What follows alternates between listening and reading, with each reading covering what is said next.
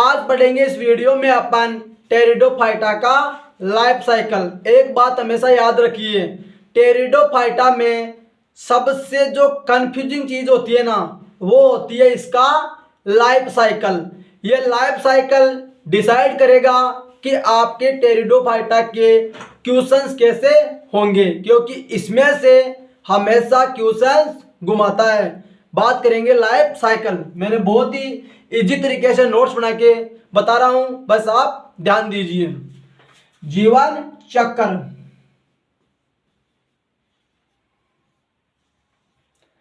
Life cycle, pteridophyta की life cycle. सबको पता है टेरिडोफाइटा का पादप काय होता है, बीजाणुविद या स्पोरोफाइट। दोनों नाम लिखूंगा, इंग्लिश और हिंदी। सबसे पहले पादप काय होता है बीजाणुविद।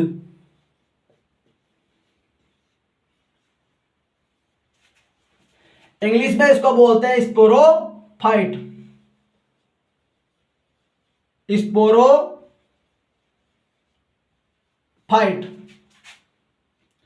आगे बोलते हैं अपन स्पोरोफाइल।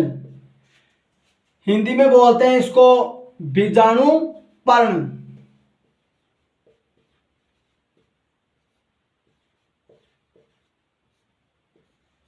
बीजाणु पर्ण। तीसरा, इसका जो गुणन स्तर होता है वो हमेशा याद रखना, वो होता है 2n। याद रखना, मैंने पहले भी बताया था आपको गुणन स्तर क्या होता है इसका, 2n। अगला स्पोरेंजिया। स्पोरेंजिया। स्पोरेंजिया में क्या हुआ, मियोसिस, और मियोसिस से क्या बना, स्पोर।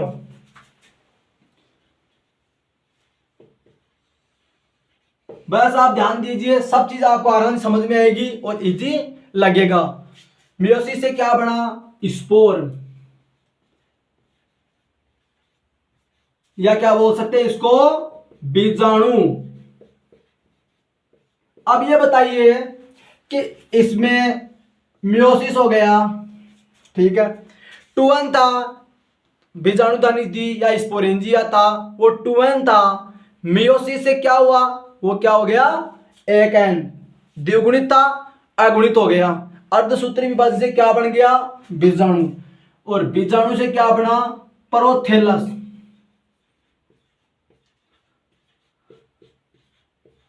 प्रोथेलस, ठीक है। यहां तक ही आएगा, इसके आगे का अपन थोड़ी देर बाद में पढ़ेंगे। इसके बारे में बता देता हूं।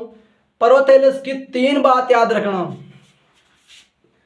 इसकी 3 बात हमेशा याद रखना। पहली बात, प्रोथेलस होते ही वो युग्मकोद्भिद होती है, ये बात याद रखना। प्रोथेलस युग्मकोद्भिद होता है, पहली बात। अगली बात, ये क्या करता है, प्रकाश संश्लेषण करता है। तीसरी बात, प्रोथेलस की एक विशेषता होती है कि यह अल्पजीवी होता है। अल्पजीवी, इस बात के गांठ बांध लेना कि प्रोथेलस हमेशा अल्पजीवी होती है। एक बार दोबारा समझा देता हूं। टेरिडोफाइटा का पादप काय होता है, बीजाणुविद। 2n क्यों है, क्योंकि जो टेरिडोफाइटा है ना, उसका जो गुणन स्तर है ना, वो 2n होता है, इसलिए बीजाणुविद होती है। बीजाणुविद से क्या बना, बीजाणु पर्ण। बीजाणु पर्ण से क्या बनी, बीजाणु दानिया। और ये जो बीजाणु दानी होती है ना, इसमें क्या हुआ, अर्धसूत्री विभाजन। और अर्धसूत्री विभाजन से क्या बना, बीजाणु। यहां क्या परिवर्तन हुआ, एक्चुअल में समझा देता हूं। यहां परिवर्तन क्या हुआ, पहले इसका जो काय था ना, पादप काय, वो क्या था, 2n। जैसे मियोसिस हुआ, बीजाणु क्या हो गया, 1n, अगुणित। फिर बीजाणु से क्या बना, प्रोथेलस। याद रखना ये बात, प्रोथेलस के आगे की जो प्रोसेस है वो यहां तो आएगी नहीं, मैं आपको आगे बताऊंगा इसी में। प्रोथेलस की 3 बातें याद रखना।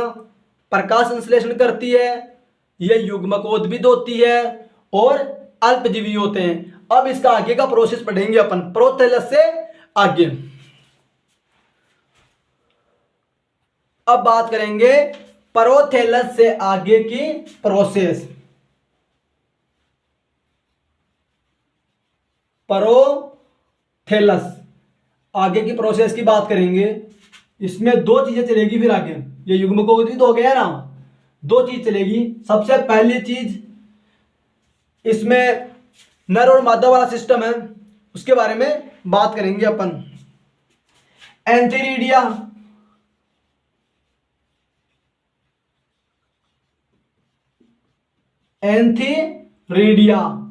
एंथीरिडिया सॉरी, ये होता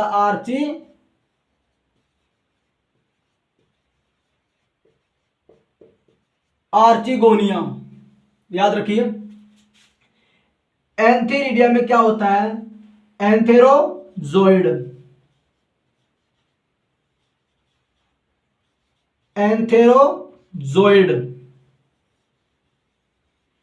आर्चिगोनिया में क्या होगा, एग, ये एन होता है, ये भी क्या होता है, एन। अब इन दोनों का क्या हो गया, संगम से क्या बना,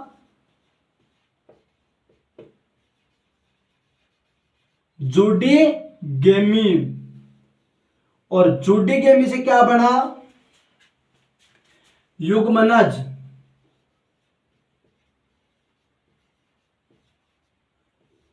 युग्मनज से क्या बना, या इसको क्या बोलते हैं दूसरा नाम, सॉरी इसका दूसरा नाम लिख रहा हूं, इंग्लिश में क्या बोलते हैं इसको,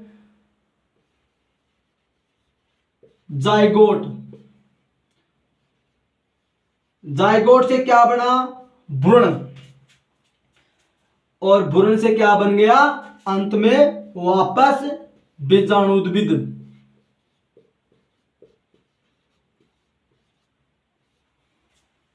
ये क्या बन गया, बीजाणुद्भिद। याद रखिए, प्रोथैलस, एंथीरिडिया और आर्चिगोनिया। एंथेरोजोइड की विशेषता बताता हूं, थोड़ी सी याद रखना। एंथेरोजोइड के दो कैरेक्टर हमेशा याद रखना। सबसे पहला कैरेक्टर, जो टेरिडोफाइटा में एंथेरोजोइड होते हैं ना, वो कैसे होते हैं, स्पाइरल,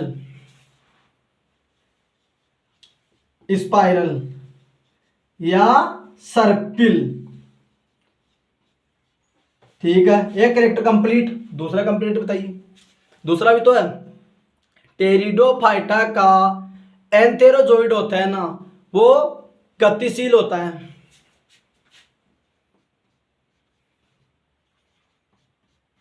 क्या होता है, गतिशील। ये यहां क्या हो गया, 2n, याद रखना, इस बात को तो याद ही रख लेना। ये 2n होता है, वापस द्विगुणित आ गया। याद रखना, दोबारा समझा रहा हूं एक बार लाइफ साइकिल। सबसे पहले आया बीजाणुद्भिद, बीजाणुद्भिद से क्या बना, बीजाणुपर्ण या स्पोरोफाइल, स्पोरोफाइल से फिर क्या बना, बीजाणुधानी या स्पोरेंजिया, स्पोरेंजिया में अर्धसूत्री विभाजन हुआ, अर्धसूत्री विभाजन से बीजाणु बन गया, फिर वो बीजाणु आगे क्या बना, प्रोथैलस। यहां तक समझ में आती है। प्रोथैलस में दो चीजें हुई, फिर क्या बोला था अपने प्रोथैलस को, युग्मकोद्भिद। प्रोथैलस में दो बातें हो गई, एंथीरिडिया और आर्चिगोनिया। एंथीरिडिया क्या है, नर, तो उसमें क्या होता है, एंथेरोजोइड। आर्चिगोनिया क्या है, फीमेल, तो वो क्या बन गया, एग। दोनों में संगम हुआ, जूडोगेमी बना। यहां तक समझ में आई बात। जूडोगेमी के बाद एन और एन दोनों मिले, क्या बना, जाइगोट, युग्मनज।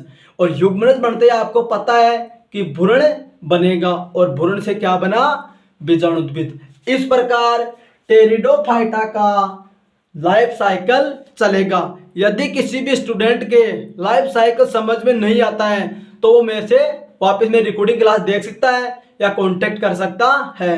वैसे आपको इतना ही पढ़ने की जरूरत है, इससे बाहर आपका कोई भी क्वेश्चन नहीं जाएगा, इस चीज की मैं गारंटी देता हूं। अब एक छोटा सा क्वेश्चन बताऊंगा मैं, मेजरली पूछा जाता है, टेरिडोफाइटा में युग्मकोद्भिद अवस्था होती है, प्रोथैलस। याद रखना इस चीज को। पहले बताया हूं, मैं दोबारा बता रहा हूं, युग्मकोद्भिद होती है। ये बात हमेशा याद रखना, प्रोथेलस होती है वो युग्मकोद्भिद होती है। ये भी पूछ सकता है। अब ये बताइए, टेरिडोफाइटा में या टेरिडोफाइटा का विकास कहाँ होता है? याद रखना, टेरिडोफाइटा हमेशा भ्रूण में बढ़ते हैं, इस कारण इसे एम्ब्रियोफाइटा कहते हैं। दो बात कंप्लीट। थर्ड बात ये होती है कि क्या टेरिडोफाइटा में जाइगोट बनते हैं? बहुत ही आश्चर्यजनक क्वेश्चन है। टेरिडोफाइटा में जाइगोट बनते हैं या नहीं बनते हैं? बनते हैं। क्यों बनते हैं? क्योंकि जाइगोट बनेंगे तो ही तो भ्रूण बनेंगे, और भ्रूण में क्या होता है? टेरिडोफाइटा विकसित होता है। इसीलिए टेरिडोफाइटा को एम्ब्रियोफाइटा भी कहते हैं।